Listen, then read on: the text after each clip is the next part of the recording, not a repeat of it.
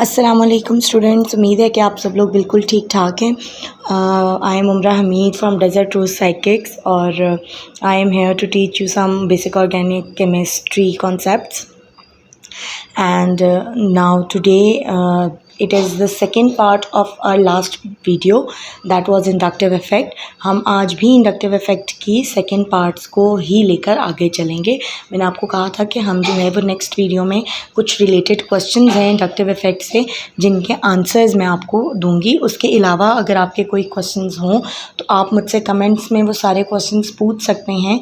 इंशाल्लाह I will try my best to give you the answers of all those related questions। Okay, so let's start the topic, that is some related questions to the inductive effect, and you are always more than welcome to ask any question which is related to the topic। चलें जी, question number 1 है हमारे पास, why do iodoacetic acid is 40 times more acidic than acetic acid। now in iodoacetic acid there is iodine which is more electronegative atom। ठीक है, हम अब इसका जवाब देते हैं कि this can be explain by the fact that iodine is more electronegative and obviously if it is more electronegative than hydrogen and in this case अगर ये ज़्यादा इलेक्ट्रोनेगेटिव है तो इम्पॉर्टेंट चीज़ जो है वो क्या है, वो ये है कि ये इलेक्ट्रॉन विड्रॉइंग स्पीशी है। ये इलेक्ट्रॉन्स को अपनी तरफ खींचेगा, ये पुल आउट करेगा। इलेक्ट्रॉन विड्रॉइंग जो है वो एक इफ़ेक्ट क्रिएट कर देगा which then stabilises the carboxylate ion.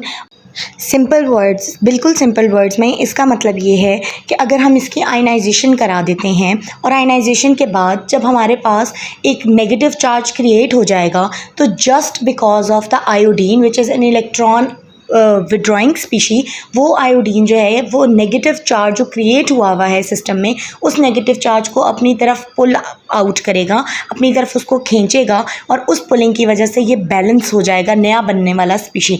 जबकि इसी के अकॉर्डिंग अगर हम जो है एसिटिक एसिड की एग्जांपल लेते हैं तो CH3 जो है हमारे पास, यहाँ पे CH3 obviously alkyl group will act as a electron withdrawing group, लेकिन अल्काइल ग्रुप जो है वो लेस इलेक्ट्रोनेगेटिव है विद आयोडीन ग्रुप अगर आप रिलेशन देखेंगे। तो इसीलिए ये क्या होगा कि इस केस में ये 40 टाइम्स लेस इलेक्ट्रोनेगेटिव हो जाएगा, लेस एसिडिक हो जाएगा। और ये चीज़ जो है इसमें बड़ी इंपॉर्टेंट बात ये है कि जो चीज़ जितनी ज़्यादा इलेक्ट्रोनेगेटिविटी की तरफ जाएगी, जितनी ज़्यादा स्टेबल होगी, उतनी ज़्यादा वो एसिडिक होगी। यानी जो आयन जितना ज़्यादा स्टेबल होता है वो उतना अच्छा एसिडिक इन नेचर होता है। नीचे आपके लिए एक शॉर्ट नोट भी लिखा हुआ है कि अगर जो है वो इलेक्ट्रॉन डेंसिटी को स्टेबलाइज़ कर दिया जाए और उसकी जो है वो इलेक्ट्रॉन डेंसिटी बहुत कम रह जाए और इलेक्ट्रॉनिक डेंसिटी को जो है वो आप स्टेबलाइज़ कर देते हैं तो उस केस में आयनाइजेशन जो है वो इंक्रीज़ हो जाती है और 10 जो एसिडिटी है वो भी ज़्यादा हो जाती है। इसीलिए आयोडोएसिटिक एसिड जो है वो 40 टाइम्स मोर स्टेबल है, मोर गुड इन नेचर है, मोर एसिडिक इन नेचर है than compare to acetic acid. Last video में हमने अल्काइल ग्रुप्स की एक स्पेशलिटी पढ़ी थी, ये कि वो donating as well as withdrawing दोनों इफेक्ट शो करेंगे। तो यहाँ पे उससे रिलेटेड एक क्वेश्चन आ गया कि formic acid is 10 times acidic than acetic acid, why. अब in case of acetic acid क्या है कि हमारे पास जो CH3 ग्रुप है, यहाँ पे CH3 group it will act as electron donating species, और इलेक्ट्रॉन डोनेटिंग स्पीशी होने की वजह से ये क्या करेगा कि CH3 जाकर चार्ज को इंक्रीज़ करना शुरू कर देगा। जो उसके पास चार्ज, इलेक्ट्रॉनिक चार्जिंग क्लाउड है, वो उसको भी मज़ीद इलेक्ट्रॉन्स जो है वो डोनेट करना शुरू कर देगा और चार्ज डेंसिटी बढ़ जाएगी। इन टर्न जो है वो क्या हो जाएगा कि हमारे पास स्टेबिलिटी कम हो जाएगी और एसिडिटी भी कम हो जाएगी। जबकि अगर आप फॉर्मिक एसिड की बात करेंगे तो फॉर्मिक एसिड में there is just one single hydrogen, ना हाइड्रोजन इलेक्ट्रोनेगेटिव है स्ट्रांगली, ना वो दोनों में से कोई भी इफेक्ट नहीं देगा, ना तो वो जो है वो पॉजिटिव इफेक्ट देगा ना वो नेगेटिव इफेक्ट देगा। तो इस वजह से उसकी एसिडिटी पे कोई फ़र्क नहीं पड़ेगा।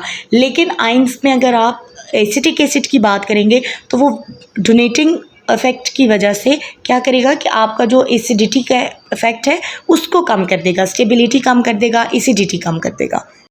अब यहाँ पे क्वेश्चन नंबर 3 आ गया कि दो जो है वो हेलोजेंस को आपस में कंपेयर करेंगे हम कि chloroacetic acid is twice acidic to iodoacetic acid. अब यहाँ पे जो कंपैरिजन है वो बहुत ज़्यादा सिंपल है। अब जो यहाँ पे डिफरेंस है वो इसलिए बहुत सिंपल है क्योंकि यहाँ पे सिंपली दो इलेक्ट्रोनेगेटिव एटम्स का आपस में कंपैरिजन है और दोनों ही हैलोजेंस हैं। अब जो ज़्यादा इलेक्ट्रोनेगेटिव होगा वो ज़्यादा एसिडिक होगा, वो ज़्यादा स्टेबलाइज कर सकता है अपने बनने वाले आयन को। तो इसीलिए क्लोरीन जो है वो ज़्यादा इलेक्ट्रोनेगेटिव है, it is more electronegative than iodine and obviously if it is more electronegative it will stabilise the forming electronic cloud. वो अपने इलेक्ट्रॉनिक क्लाउड को जो है वो उतना ज़्यादा अच्छा स्टेबलाइज कर सकता है और जो नई बनने वाली स्पीशी है वो उतनी ज़्यादा स्टेबलाइज्ड होगी। जितनी ज़्यादा स्पीशी स्टेबलाइज्ड होगी इतना ज़्यादा वो जो मॉलिक्यूल है वो एसिडिक नेचर का होगा। तो बहुत सिंपल सी चीज़ है ये। अब ये जो क्वेश्चन नंबर 4 है ये रिलेटेड है टू द पोजीशन। जो हमने कहा था कि लास्ट लेक्चर में मैंने आपको एक बात बताई थी और वो ये बताई थी कि जब जितना ज़्यादा इलेक्ट्रोनेगेटिव एटम एडजेसेंट होगा उतनी ज़्यादा उसका होल्ड स्ट्रांग होगा। अगर वो विड्रॉल कर रहा है तो वो उतना ज़्यादा फोर्स के साथ विड्रॉइंग कर सकता है और अगर वो डोनेट कर रहा है तो वो ज़्यादा फोर्स के साथ डोनेशन दे सकता है। लेकिन जैसे जैसे वो एडजेसेंट एटम से दूर होता जाएगा, जैसे जैसे उसका जो है वो डिस्प्लेसमेंट बढ़ती जाएगी, वैसे वैसे ही जो है वो इफेक्ट जो है इलेक्ट्रोनेगेटिव एटम का वो कम होता जाएगा। तो इस क्वेश्चन में हमारे पास सेम ही इफेक्ट को हम जो है वो एक्सप्लेन करेंगे। क्वेश्चन है कि जी explain why that inductive effect decreases with distance with the acidity strength of 2,3,4 chlorobutanoic acid. के क्यों 2,3,4 ब्यूटेनोइक एसिड में जो स्ट्रॉन्ग है वो तो 2 ब्यूटेनोइक एसिड है और वो क्यों है कि डिस्टेंस का इसके ऊपर क्या फ़र्क पड़ रहा है। ठीक है, अब जो इसका आंसर जो है वो एक्सप्लेनेशन सिंपल है, वही है कि जितना ज़्यादा एडजेसेंट एटम से डिस्टेंस होगा उतना ज़्यादा जो है वो क्या होता जाएगा, उसका होल्ड कम होता जाएगा और होल्ड कम होने की वजह से जो इलेक्ट्रोनेगेटिव एटम है वो अपना आइदर पुलिंग आउट है या गिविंग है या डोनेशन है वो कम कर देगा और उसके कम करने की वजह से जो स्टेबिलिटी है वो भी ऑब्वियसली कम होती चली जाएगी। ठीक है, इसका आंसर रीड आउट कर लेते हैं। वो ये है कि two chlorobutanoic acid is more acidic than three four chlorobutanoic acid और रीज़न सेम है कि the electronegative chlorine atom exert a strong withdrawing effect and help in removal of proton from acidic end. This effect is stronger as chlorine is closer to the acidic group. अब जितना ज़्यादा chlorine जो है वो acidic group के करीब होगा उतना ज़्यादा ये स्ट्रॉन्गर इफेक्ट देगा। अब 2-क्लोरोब्यूटेनोइक एसिड में तो वो बिल्कुल एडजेसेंट एटम है, 3 में वो थोड़ा और दूर, 4 में वो बिल्कुल ही दूर चला जाएगा। ठीक है, इन केसेस में क्या होता चला जाएगा कि इन केसेस के अंदर अब वो जो पोजीशन की वजह से सिर्फ और सिर्फ थोड़ी थोड़ी डिक्रीज आता जा रहा है कि two chlorobutanoic acid has closer possibility by closing strongly attracting the pairs of electrons shared between oxygen and hydrogen making shared electron more closer toward oxygen and this facilitates in ionization by making stable ions which is directly proportional to acidity. यानी वही बात है कि जितना ज़्यादा close उतना ज़्यादा stabilise और जितना ज़्यादा स्टेबलाइज उतना ज़्यादा जो है वो एसिडिक साइड पे ये चला जाएगा।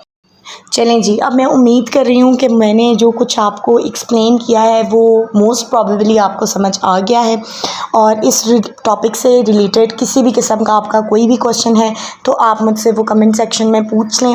मैं कोशिश करूँगी कि आपको उनका जवाब ज़रूर दे दिया जाए और इंशाल्लाह नेक्स्ट वीडियो जो होगी हमारी वो रिलेटेड होगी टू हाइड्रोजन बॉन्डिंग।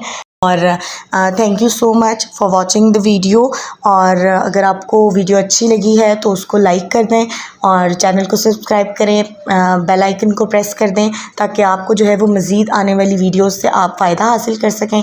इंशाल्लाह I will see you in the next video और तब तक के लिए अल्लाह हाफ़िज़।